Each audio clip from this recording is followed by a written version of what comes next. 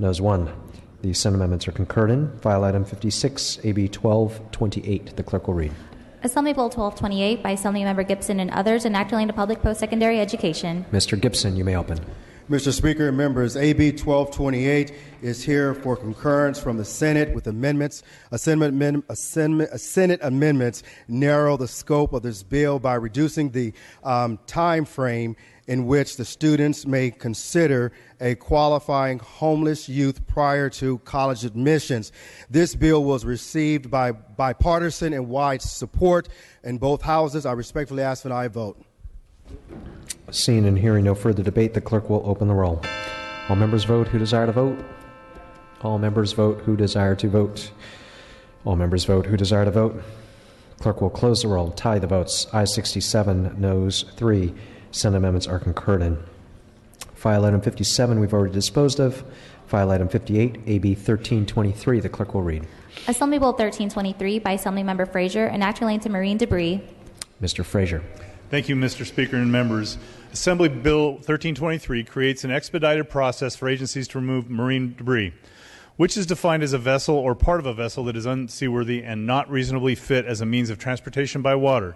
The Senate amendments are technical and clarifying and made it a much better bill. Thank you, and I respectfully ask for your aye vote. Seeing and hearing no further debate on this much better bill, the clerk will open the roll. All members vote who desire to vote. All members vote who desire to vote. All members vote who desire to vote. Clerk will close the roll. Tally the votes. Ayes 71, no 0. Senate amendments are concurred in. File item 59, AB 1482. The clerk will read. Assembly Bill 1482 by Assemblymember Gordon and others, enacting into climate change. Assemblymember Gordon, you're recognized. Thank you, Mr. Speaker. AB 1482 would include climate adaptation as a part of California's efforts on climate change. Senate amendments require the Natural Resources Agency to update the Safeguarding California Plan every 3 years. The bill would also require an annual report to the legislature on action taken to implement the plan. AB 1482 has no registered opposition. I respectfully ask for an aye vote on concurrence in the Senate amendments. Seeing and hearing no further debate, the clerk will open the roll. All members vote who desire to vote. All members vote who desire to vote. All members vote who desire to vote. Clerk will close the roll. Tally the votes. Ayes 59, noes 11. The Senate amendments are concurred in. File item 60, AB 1504. The clerk will read. Assembly Bill 1504 by Assemblymember Alejo and others, enacting to elections. Assemblymember Alejo, you may open. Thank you, Mr. Speaker and members. AB 1504 is a district bill that will allow for an additional rural and urban county to participate in the existing all-mail ballot elections pilot program, which has a sunset date of January 1st, 2018. The two counties being added under this bill are Monterey County in my district and Sacramento County, both willing participants in the program. The purpose of the bill is to broaden the statewide analysis as we gather additional data that can be reported back to the legislature regarding the impact of all mail ballot elections. The bill was amended in the Senate to ensure an additional voter access by requiring polling places to be provided for every 50,000 registered voters with a minimum of one polling site per city. This bill passed out of Senate floor with bipartisan support, enjoys support of several co-authors who represent Monterey's and Sacramento counties. I respectfully ask for an aye vote on this marvelous bill. Seeing and hearing no further debate, the clerk will open the roll. All members vote who desire to vote.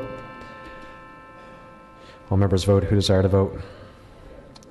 All members vote who desire to vote. The clerk will close the roll. Tally the votes. Ayes 47, noes 20. Senate amendments are concurred in.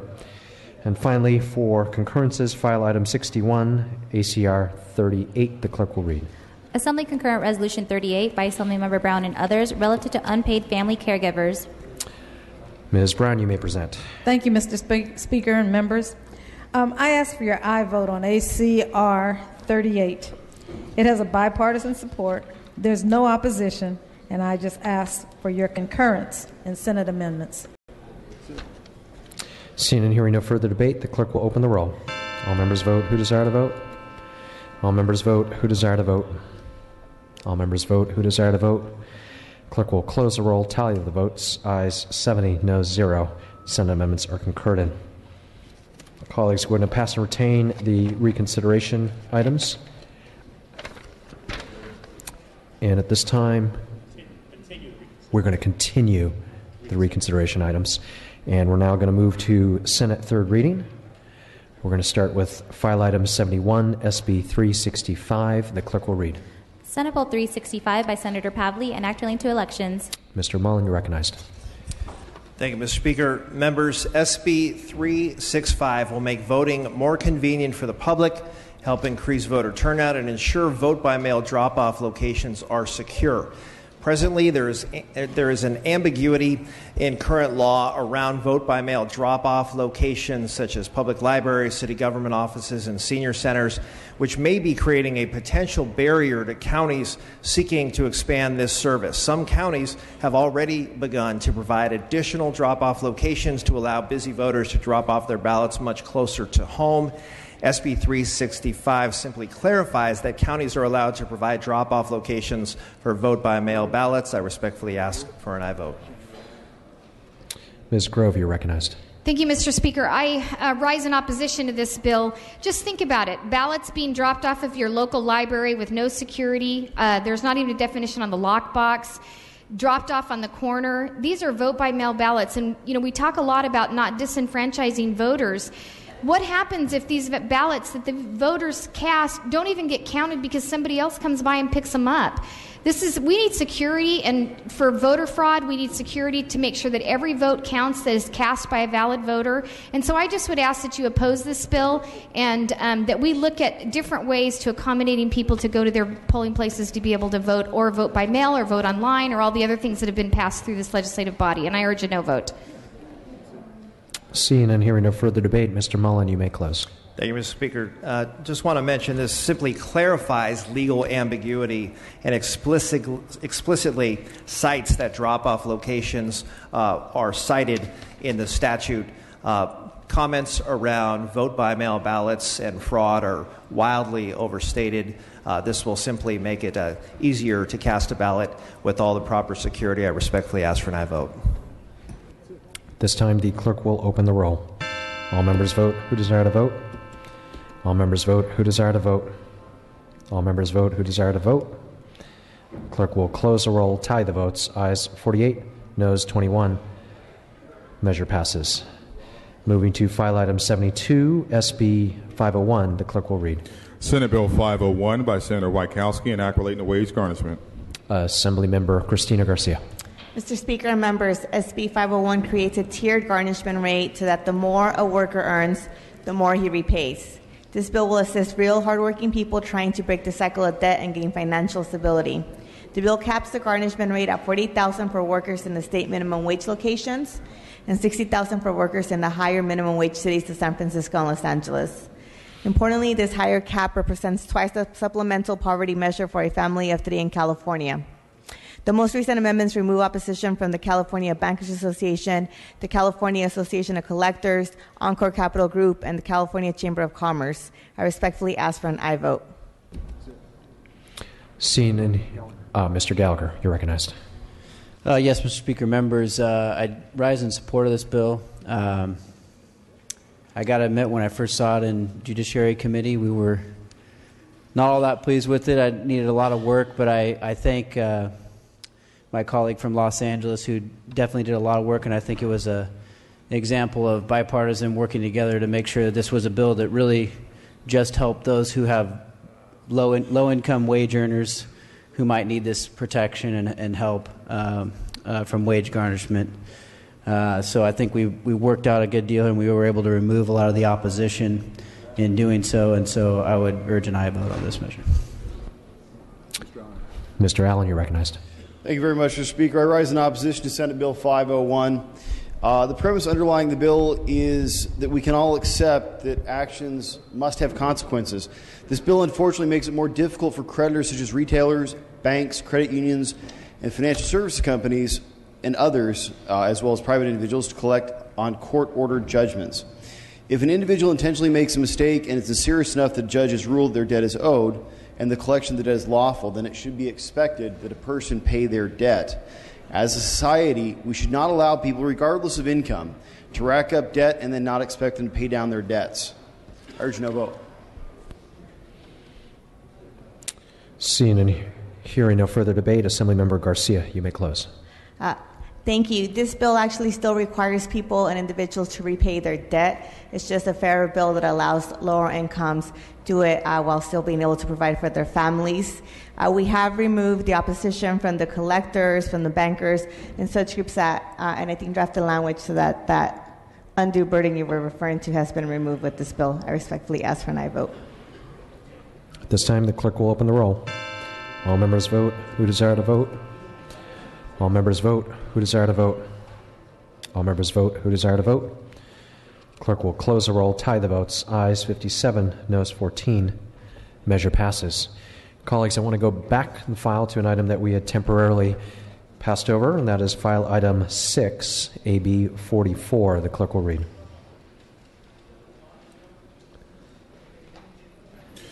Assembly Bill 44 by Assembly Member Mullen and others, and act relating to elections. Mr. Mullen, you're recognized.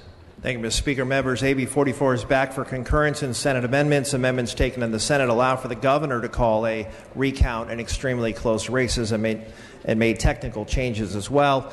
AB 44 will add a layer of reliability and fairness to contested elections in California. Let's modernize our statewide election recount system. I ask for an aye vote on Senate amendments. Seeing and hearing no further debate, the clerk will open the roll. All members vote who desire to vote. All members vote who desire to vote. All members vote who desire to vote. Clerk will close the roll, tally the votes. Ayes 67, noes 4. Senate amendments are concurred in. Going back to the Senate third reading file items 73, 74, and 75, we will pass and retain. Moving now to file item 76, SB 605. The clerk will read. Senate Bill 605 by Senator Gaines, and act relating to community colleges. Assemblymember Bonilla, you may open. Thank you so much, Mr. Speaker and members. I present to you SB 605 by Senator Gaines that recognizes the integrated regional economy of the Lake Tahoe Basin by offering good neighbor tuition rates at Lake Tahoe Community College to a limited numbers of students who reside in Nevada. The good neighbor tuition rate will only occur if the chancellor of the community colleges deems that there is a reciprocal agreement in place with Nevada. The agreement will not be one-sided. The eligible Nevada students would come from 6 small communities in the Lake Tahoe Basin. No more than 200 Nevada students could be eligible in any one academic year. The bill is a sunset bill and has a sunset date of 2022. SB 605 has had strong bipartisan support and is an additional opportunity for the 2 states to work together for our mutual benefit. I ask for your aye vote. Seeing and hearing no further debate, the clerk will open the roll. All members vote who desire to vote. All members vote who desire to vote. All members vote who desire to vote. Clerk will close the roll, tally the votes. Ayes 71, noes 4. Measure passes. We're going to pass temporarily file item 77. Moving now to file item 78, SB 641. The clerk will read. Senate Bill 641 by Senator Wykowski, and act relating to debt buying. Mr. Stone, you may present. Thank you, Mr. Speaker. Members, the problem that Senator Wykowski is trying to solve is that a debt buyer will buy a debt from a bank or a credit card company and then take that to court, oftentimes getting a default judgment, which then results in liens, wage garnishments. But the problem is it's not always against the correct person, and there's not a good process currently under state law in order to have an incorrect person go to the court, identify that they're not the correct person, and have that judgment not enforced against them. This is especially egregious with low-income folks and people who can't afford attorneys or don't really know what's happening around them. We know that that's the case. This happens at an alarming rate here in California. All the bill does is it creates a process for an aggrieved person to be able to go to court, say, this was not me. They still have to establish that it was not them, and ask the court then on the record to set that aside with respect to them. Does not undermine the underlying judgment, does not prevent collection from the correct person. It makes sure that the process is good. It makes sure that the correct person is being identified for the debt, and someone who is not actually responsible for the debt or someone for whom the process has not been appropriately followed is not saddled with an obligation that they know that they cannot necessarily afford to pay. With that, I respectfully request an aye vote. Thank you, Mr. Stone. Mr. Gallagher. Mr. Speaker, members, unfortunately, this is one of the bills we weren't able to work out in judiciary. I just have to rise in opposition to this. As an attorney, I've actually dealt with this exact situation, and there's already current law that allows you to go back to the court. I've done this for my clients myself, where you can go back, and if you have not actually been served, you can petition the court and get the default judgment overturned. So existing law already deals with this problem. What this bill does is postpone almost indefinitely that statute of limitations when you'd be able to go back and overturn a default judgment. This is after you've already been through the court system, a default judgment's been entered against you. And as I said, there's already procedures right now for you able to go back to the court if you weren't actually noticed of this. So I urge a no vote on this measure. Thank you. Mr. DeBabney. I just want to thank the author of this bill. This bill came through the Banking and Finance Committee. While this is not a perfect bill, it strikes a very fair balance. We have a number of issues in our communities with people with a mistaken identity being given debts that are not theirs, and then they have to face the burden of that. And with the statute of limitations running out, they were forced into a situation to pay debts that they did not incur, nor should they be responsible for. So by placing this back 6 years, I feel like within our committee we struck a fair balance. I thank my colleague who chairs the Judiciary Committee for continuing that work. I respectfully ask for an aye vote because I think the author did work in a fair way to limit this to the 6 year going back. Thank you. Mr. DeBabney, thank you. Mr. Wagner, you are recognized. Thank you, Mr. Speaker. Briefly, I do want to rise in opposition and essentially reiterate what my fine colleague from the Judiciary Committee mentioned. Within a month of us gaveling down, I will file a brief in the local appellate court dealing with a case in which a debtor had gone back and used the existing procedures quite successfully to undo a default judgment. The procedures are there. There's no reason for us to be making any kinds of changes, much less any sort of retroactive changes. And that's what this bill does. The other thing it does, and the reason everyone should have concern here, is that, in essence, the provisions of SB 641 run contrary to a portion of a very carefully negotiated piece of legislation from just 2 years ago, one session ago, SB 233 by Senator Leno. If we're going to come along every couple of years and change deals that we all have collectively negotiated, we can't have any trust, any faith, and not just we. Senator Leno, I will note, for the record, because everybody here knows it, is on the other side of the aisle from me. We can't have any faith in any of the deals that we negotiate in the course of doing our legislation if we're just going to come along a couple of years later and undo bits and pieces of it. This bill isn't ready. This bill is unnecessary, and I urge strongly a no vote on this one. All debate having ceased on the item, Mr. Stone, you may close. Well, thank you, Mr. Speaker. And with due respect, the opposition makes the point. If you receive an incorrect wage garnishment against you, you're forced to go to our colleagues who spoke and probably pretty expensive attorneys. And that is what we're trying to make sure we don't have to do, is set up a process where it's so expensive to be able to fix a mistake and not have an appropriate remedy. This is still a court-driven process. It's asking the court, it's a party who's now having their wage garnished, someone who can't afford our colleagues' legal fees, who then goes to the court and says, what do I do now? I would like to be removed from this, and has to make the appropriate evidence, show the appropriate evidence that they were wrongly served, they were not the right person for whom that wage garnishment action is appropriate. That's all this bill does. Senator Wieckowski's taken a number of amendments to clarify the bill, and I appreciate the chair from Banking and Finance who correctly stated that this is a balanced approach to solve a very particular problem for folks who cannot afford the existing remedy. It is not that much more egregious than that, and I ask for your aye vote. Thank you, Mr. Stone. With that, clerk will open the roll. All members vote who desire to vote. All members vote who desire to vote. All members vote who desire to vote. Clerk will close the roll. Tally the vote. Ayes 45, noes 22. Measure passes.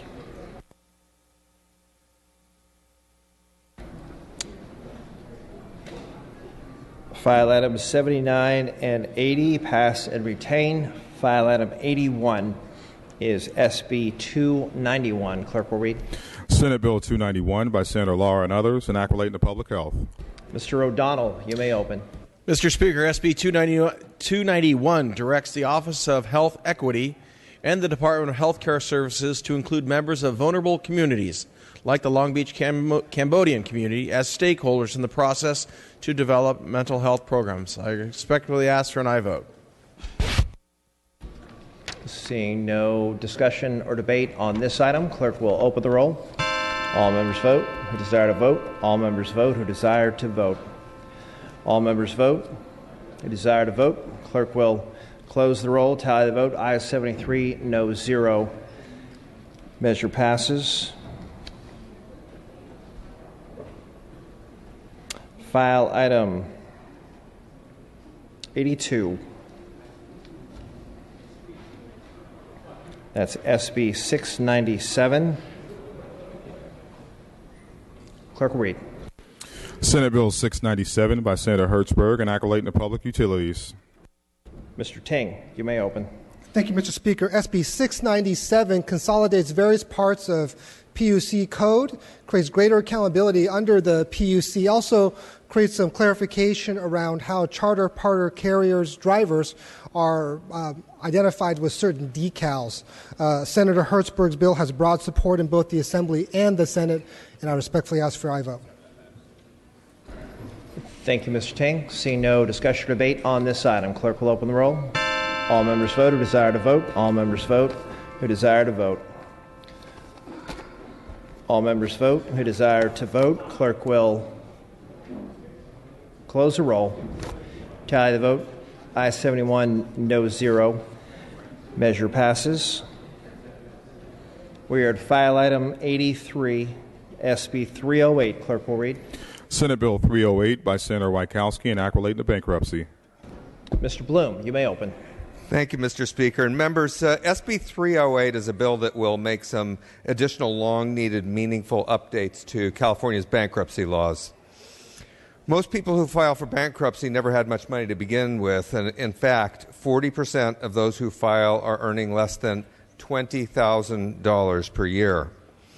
Despite being low income, a majority of all working-age filers are employed at the time of filing. They just don't earn enough money to dig themselves out of financial woes, and there are a number of reasons why people face bankruptcy. Number one is, let me just make sure number one is medical expenses. Medical expenses are 61% of bankruptcies. That number is going to come down with the Affordable Care Act, but it's still very, very high. The homestead exemption, which is the subject of this bill, sets amounts that are very, very modest and increase them just a little bit in most cases. They will still not protect most people living in high-cost cities in and around Los Angeles and the Bay Area, the current homestead exemption. But the changes in this bill will be a lifesaver for many of our state's seniors who have spent a lifetime investing in their homes and are trying to make it through their golden years on Social Security. I ask for your aye vote. Mr. Holden, you are recognized. Thank you, Mr. Speaker. I rise in strong support of Senate Bill 308 to protect middle-class homeowners. This measure is simple and straightforward. It protects middle-class families from losing their home just because they fall on hard times. As housing prices continue to skyrocket across our state, the existing levels of homestead exemptions are insufficient to protect California families. This bill helps middle-class homeowners that live in each of our districts and is worth our support. I ask for your aye vote. Thank you, Ms. Holden. Mr. Allen, you are recognized. Thank you very much, Mr. Speaker. I rise in opposition to Senate Bill 308. Simply put, this bill encourages wealthy debtors to hide their assets from the bankruptcy process and try to pay down their mortgage prior to claiming bankruptcy, which allows them essentially to walk away with an unconditional lump sum of cash. Current law provides more than enough relief for individuals and families that are going through the bankruptcy process, and given the current protections already in place, there is no need to promote questionable accounting practices that will help out wealthy individuals in this process. I urge no vote. All debate having ceased on the item, Mr. Bloom, you may close. Thank you, Mr. Speaker. This is a measure that helps low-income people. Make no mistake about that. And it is only a very, very modest increase in the homeowner's exemption, the homestead exemption, I should say. It goes up by $25,000 from $75,000 to $100,000 for single people, from $100,000 to $150,000 for married people, and most beneficial for those who are 65 and older, blind or disabled. It increases the exemption from $175,000 to $300,000. Now, this is important because it allows folks at the bottom end of the scale to take out a little bit more money and have just a little bit more to get their lives started again. By not overly stripping Californians of their modest, very modest assets, SB 308 allows debtors to have a much better shot at becoming self-sufficient again, avoiding assuming more bad debt again or becoming a recipient of public assistance, and therefore I ask for your aye vote. Thank you, Mr. Bloom. With that, clerk will open the roll. All members vote who desire to vote. All members vote who desire to vote. All members vote who desire to vote. All members vote who desire to vote.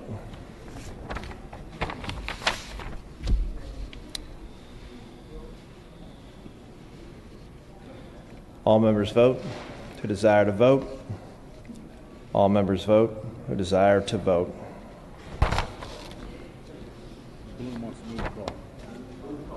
Mr. Bloom moves a call.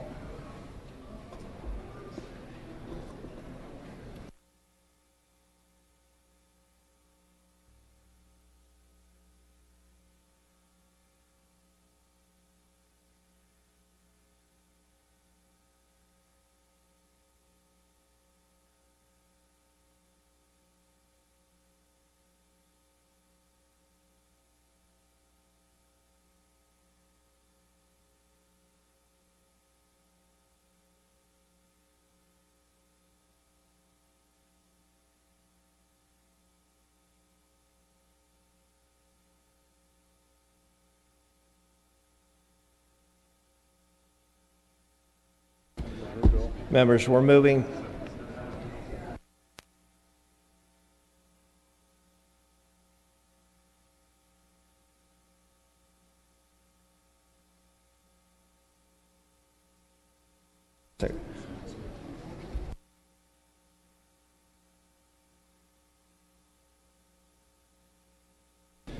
Members, we passed temporarily on file item number 77, and that will be presented by Madam Speaker. That's SB 405. The clerk will read. Senate Bill 405 by Senator Hertzberg and others, and act relating to crimes, declaring the urgency thereof to take effect immediately. Madam Speaker, you may open. Thank you, Mr. Speaker. SB 405 addresses access to justice and highlights the state of our court system. Because Californians are tagged with exorbitant fines and penalties for traffic violations, the state currently has over $10 billion in court-ordered debt and more than 4.8 million Californians without a driver's license due to an inability to pay minor traffic citations. There are still unclear policies and high fees that result in drivers missing out on the opportunity to see a judge, thereby losing the right to due process. SB 405 proposes guaranteed access to the court system for those who may have failed to appear in court and for those who can't pay expensive fines up front. Specifically, SB 405 ensures that court fees do not preclude a defendant from scheduling a court hearing, grants 10 additional days for someone to contest a civil assessment fee imposed by the court from 10 to 20 days, limits the amount of applicants excluded from the traffic amnesty program. SB 405 enjoys near unanimous bipartisan support, so I would ask you to join me in voting aye for SB 405 to restore some basic constitutional rights. Thank you, Madam Speaker. Seeing no discussion or debate on the item, clerk will open the roll. All members vote who desire to vote. All members vote who desire to vote. All members vote who desire to vote. Clerk will close the roll, tally the votes. Ayes 70, no 0 on the urgency. Ayes 70, no 0 on the bill. Measure passes.